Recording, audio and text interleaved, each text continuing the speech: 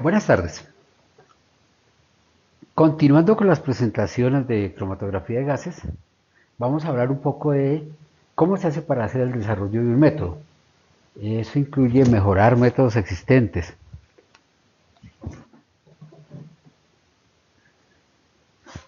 Entonces vamos a mirar cómo mejorar el método, cómo elegir el mejor porte de inyección, cómo elegir el mejor detector, cómo elegir la columna correcta, cómo elegir el perfil de cromatografía.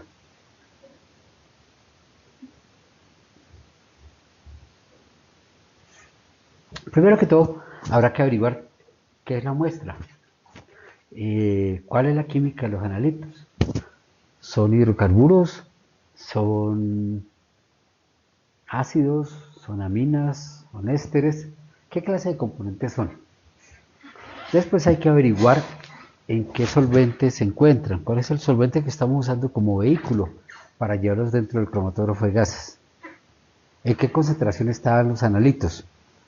¿Es un análisis de trazas o es un análisis de porcentajes?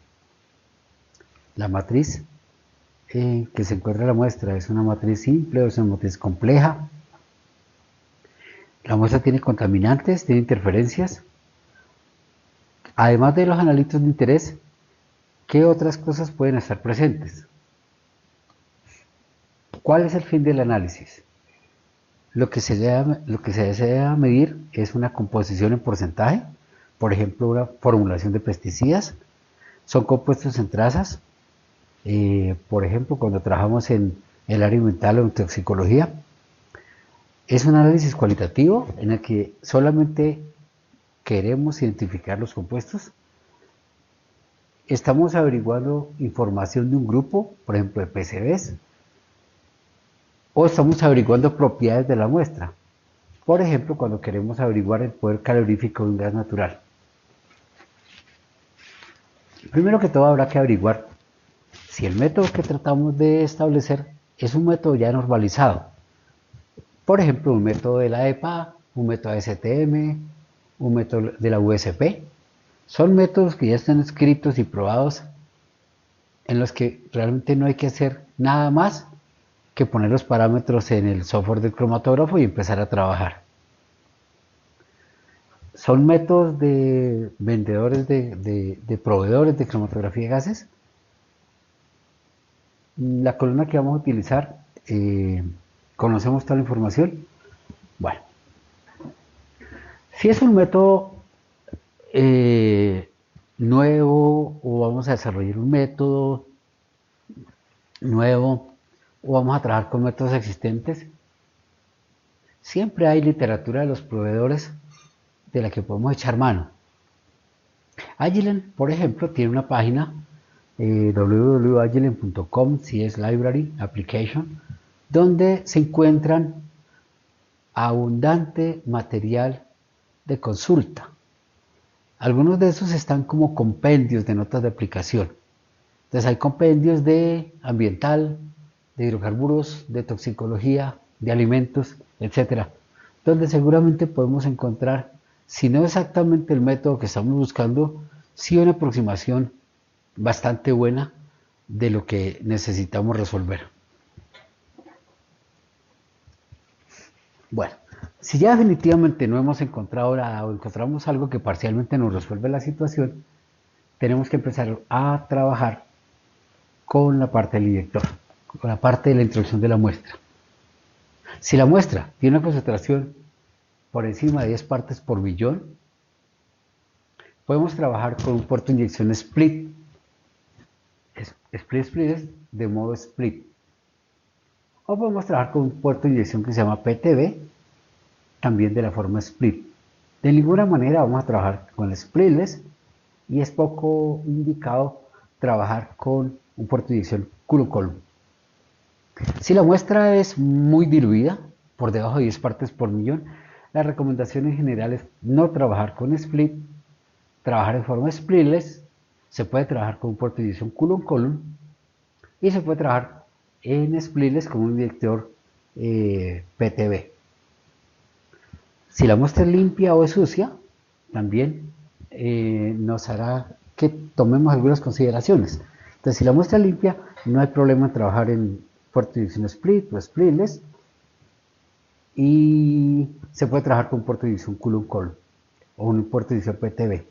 Si la muestra definitivamente no es muy limpia, no debemos trabajar en Coulomb-Column porque tendremos unos resultados desastrosos. Las muestras en cromatografía de gases deberían ser térmicamente estables. Si eso es así, podemos trabajar en split, en Coulomb-Column o en PTB. Si las muestras no son estables térmicamente, nos queda la opción Coulomb-Column o PTB, que nos permite hacer un programa de temperatura en el puerto de inyección que elimine la posibilidad de la degradación o minimice la posibilidad de la degradación térmica. Ok, una vez determinado el puerto de inyección, podemos trabajar entonces buscando el detector que se necesita. Normalmente, si vamos a trabajar en trazas, vamos a tener que trabajar con un detector que sea selectivo. Eso es un SD, un NPD, un MSD, el modo SIM, un triple cuadrupolo o un cutoff. Si vamos a trabajar con un análisis en que las muestras están en concentración alta, es posible trabajar casi siempre con un detector universal, un FID, un TCD o un detector de masas.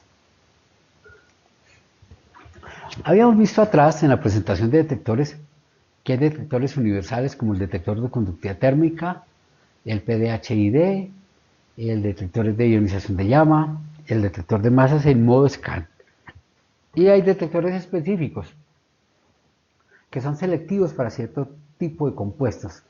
Entonces, dentro de esos tenemos el detector de captura de electrones, que se usa para halogenados, compuestos halogenados, el detector de nitrógeno-fósforo, que como su nombre lo indica, se usa para compuestos que tienen nitrógeno o fósforo orgánico, el detector fotométrico de llama, que sirve para detectar azufre o fósforo, el detector de fotoionización, el detector de masas, el modo SIM, que es selectivo para lo que nosotros queramos, y el detector de quimioluminiscencia, que sirve para hacer análisis de nitrógeno o de azufre, lo mismo, orgánico. Determinado el detector, entonces trabajaremos en función de la columna. Primero que todo, pues habrá que echar mano de las columnas que hay en el laboratorio. Probablemente algunas de las columnas que tengamos en el laboratorio sirvan para hacer el análisis que se necesita. Hay que tener siempre la consideración que regularmente compuestos polares se hacen, sirven para hacer análisis. Los compuestos polares normalmente se hacen en columnas no polares, los compuestos polares en columnas polares. De todas maneras, siempre hay, los proveedores tienen catálogos de columnas donde se encuentra muchísimo material de partida para trabajar. ¿Debería uno empezar a trabajar si tuviera columnas con diámetros relativamente grandes, de 530 micras, por ejemplo, y longitudes típicamente de 30 metros, y espesores de película de 0.5 micras, 0.5 micras? Casi siempre se empieza a trabajar con columnas de las más resistentes, que son las columnas no polares, las metilsiliconas y las fenilmetilsilicona al 5%. Si va a hacerse análisis de trazas, normalmente uno empezaría con columnas de 30 metros, pero ahora de 250 micras y un espesor de película de 0.5 micras. Bueno, el programa de temperatura. Normalmente uno puede empezar haciendo una rampa de temperatura que cubra todo el rango de temperatura de la columna, o sea, desde la temperatura más baja hasta la temperatura más alta que pueda soportar la columna, sin degradarse.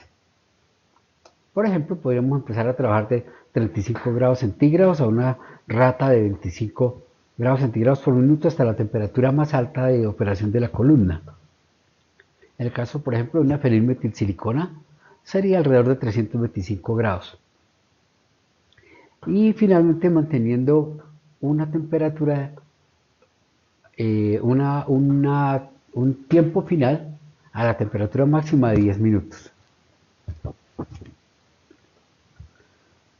Algunas veces también vale la pena hacer una prueba isotérmica, eso es mantener la temperatura constante durante todo el análisis.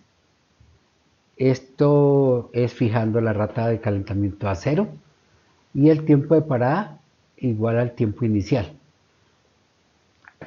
Funciona para muchas cosas, pero si hay diferencias grandes de puntos de ebullición, vamos a ver que los primeros picos presentan una forma adecuada, pero los picos de pesos moleculares más altos van a tener unos anchos demasiado grandes. La temperatura programable pues es mucho mejor porque permite que compuestos de bajo punto de ebullición y compuestos de alto punto de ebullición que estén en la misma muestra se puedan analizar en una sola cromatografía manteniendo una resolución y una forma de pico adecuada. También la mayoría de los cromatógrafos actuales permiten que se puedan hacer diferentes rampas de temperatura. Por ejemplo, ratas de calentamiento muy lentas al principio, ratas de calentamiento más rápidas al final. Este es un ejemplo de cómo una muestra de hidrocarburos entre C8 y C15 se separan con un programa isotérmico a 130 grados. El tiempo de análisis son 95 minutos. Vemos que los primeros picos aparecen muy pegados, no hay ninguna separación entre ellos, C8 y C9. La forma es adecuada, la forma del pico es buena, pero el tiempo de análisis es muy largo, 95 minutos. Y la forma de los picos finales es bastante mala, son picos demasiado anchos. La misma muestra o una muestra similar con un programa de temperatura entre 50 grados y 250 grados centígrados con una rata de calentamiento de 8 grados centígrados, 8 grados centígrados por minuto, nos presenta una gráfica muchísimo mejor. Un tiempo de análisis de 36 minutos y una forma de pico adecuada a lo largo de toda la cromatografía. Normalmente los picos de bajo peso molecular se separan muy bien a temperaturas bajas y esto solamente afectará a los primeros picos de la cromatografía. Los picos más pesados, los picos de compuestos más pesados, pues no se afectan con estas temperaturas bajas. La temperatura final, una vez se logra, debe garantizar que toda la muestra que entró por la columna debe salir. Bueno, una cosa que se nota siempre es que rampas más altas de temperatura pues hacen que los compuestos salgan más rápido, pero también hacen que la resolución disminuya. Si queremos hacer que la resolución entre los picos, o sea la separación, sea mejor, tenemos que ir bajando la rata de calentamiento. De vez en cuando es necesario también hacer a algunas temperaturas poner una isoterma, es decir, que la temperatura se mantenga constante. Bueno, una vez se logra una primera aproximación, se hace otra corrida, optimizando las temperaturas inicial y final para mejorar la forma de pico y la resolución.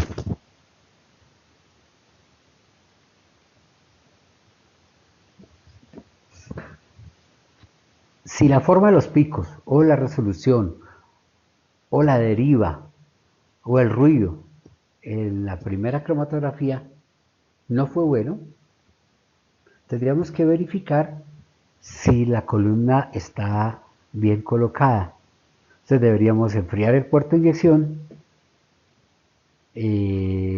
quitar la columna, cambiar la férrula, cortar la columna, asegurarse que el corte sea muy limpio, volver a probar todo otra vez. Toca verificar también, es necesario verificar que el liner que estamos usando sea adecuado. Si las muestras son termolábiles, tendremos que asegurar que el liner que está puesto es desactivado o ultra desactivado. Tenemos que verificar también que el sello de oro se encuentre en perfecto estado de limpieza. Si la separación no fue adecuada, vamos a tener que cambiar la polaridad de la columna. Ahora, si después de una primera corrida encontramos que los picos tienen una forma adecuada, pero la resolución no es buena, entonces vamos a tener que reducir la rata de calentamiento. Normalmente uno lo que hace es que reduce la rata de calentamiento a la mitad. Si tenemos una rata de calentamiento de 20 grados por minuto, lo adecuado será reducirla a 10 grados centígrados por minuto.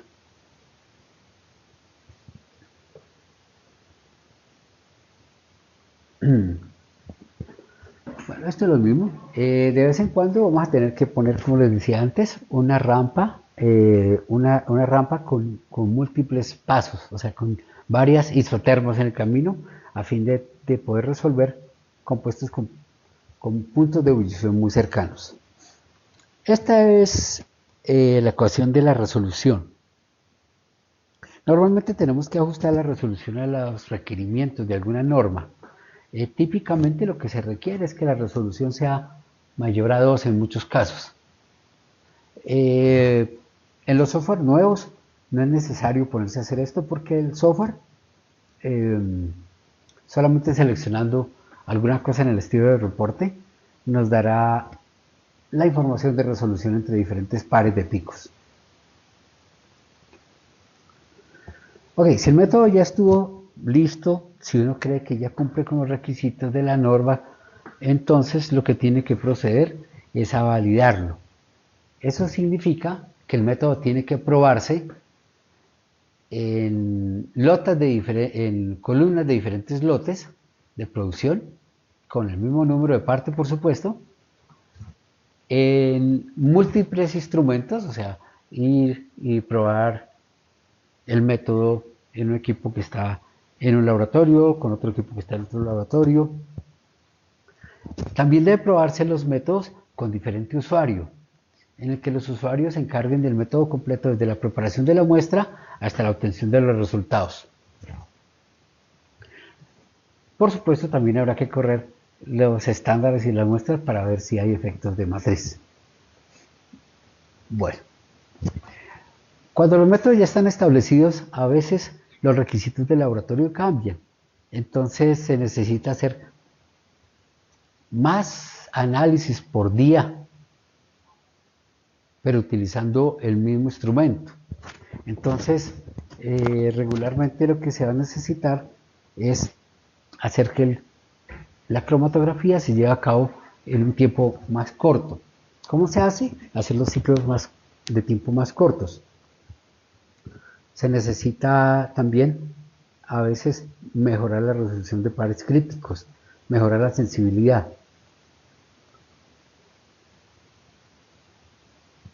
Bueno, si se requiere mejorar el tiempo de análisis, acortarlo, normalmente lo que se usa, primero que todo, es cambiar el gas de arrastre. Sobre todo en métodos muy antiguos, se usa gas de arrastre en nitrógeno. Uno va a encontrar una diferencia importante si usa hidrógeno como gas de arrastre. El hidrógeno es la recomendación de la mayoría de los proveedores de cromatógrafos y de columnas como gas de arrastre por encima de helio o nitrógeno, ya que permite obtener una eficiencia muchísimo mejor que los otros. Salvo en algunos contados casos con detectores como el NPD y en algunos muy pocos casos con el MSD, no se puede usar hidrógeno como gas de arrastre. Otra cosa que se usa para obtener tiempos de corrida más cortos es sencillamente usar una columna más corta. Si se usa una columna más corta, pues se perderá algo de resolución. Pero para minimizar la pérdida de resolución por la longitud de la columna, lo que se puede hacer también es disminuir el diámetro de la columna. Eso permite trabajar a una velocidad lineal igual, pero a flujos más bajos y con un tiempo de análisis más corto. A veces es útil usar un análisis isotérmico para cortar los ciclos de tiempo.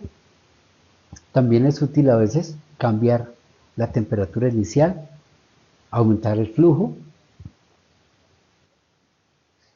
Bueno, algunas veces se requiere mejorar la resolución de los métodos. Recordemos la ecuación atrás de la resolución. Para eso, entonces, tendría uno que cambiar el programa de temperatura partiendo de una temperatura más baja. Cambiar la fase estacionaria volviéndola más selectiva. Usar una columna más larga o usar una columna de menor diámetro. O también requeriría optimizar la velocidad de flujo, dependiendo de la columna y el gas de arrastre que estemos utilizando. También a veces se necesita mejorar la sensibilidad de los métodos. Entonces, una forma de mejorar la sensibilidad es haciendo que los picos se vuelvan más angostos. Al volver los picos más angostos, como el área se conserva, se vuelven los picos más altos. Recordemos que la sensibilidad es función de la altura de pico. Algo que podemos hacer también es inyectar más muestra mediante el cambio del modo de inyección, por ejemplo usando splitless, disminución de la relación de split, cambiando el puerto de inyección por un puerto de inyección de temperatura programada.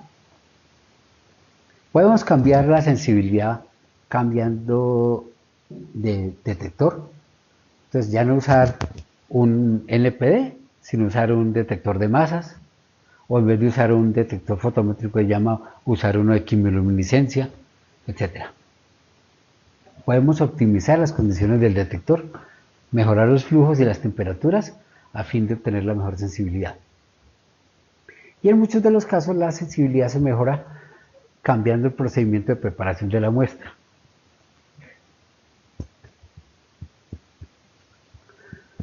Bueno, en Agilent se ha trabajado fuertemente mejorando el tipo de columnas.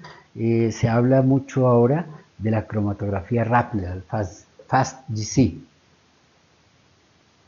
Se trata básicamente de cambiar el tipo de columnas por columnas de volumen muerto más pequeño, pero sin que se pierda la resolución.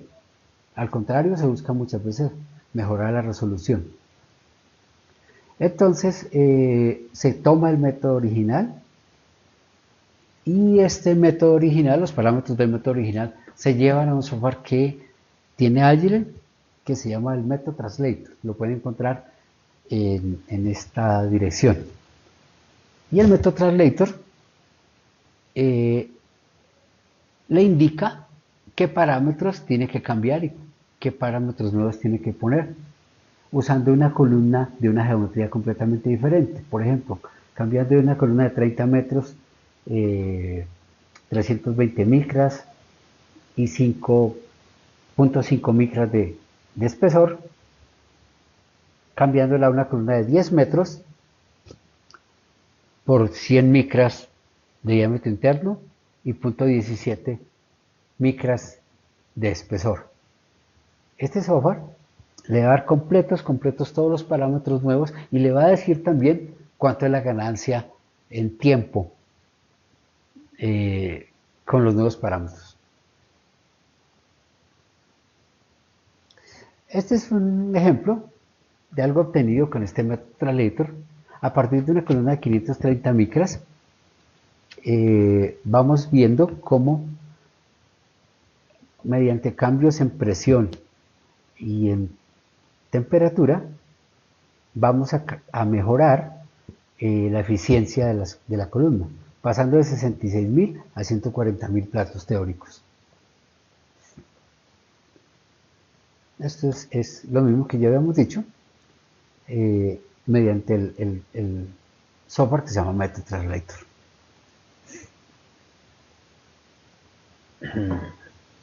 Ok.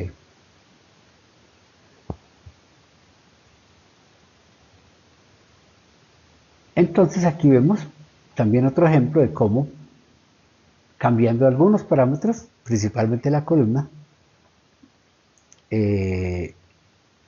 vamos a obtener una ganancia en tiempo. Vamos a pasar de 25 minutos a 8 minutos de tiempo de análisis sin perder eficiencia de la columna ni resolución. Bueno, esto era todo lo que les quería presentar. Cualquier duda, vamos a estar, las preguntas que tengan las vamos a estar compartiendo en la próxima sección de preguntas y respuestas. Espero que esta presentación haya sido de interés para ustedes. Que tengan feliz noche.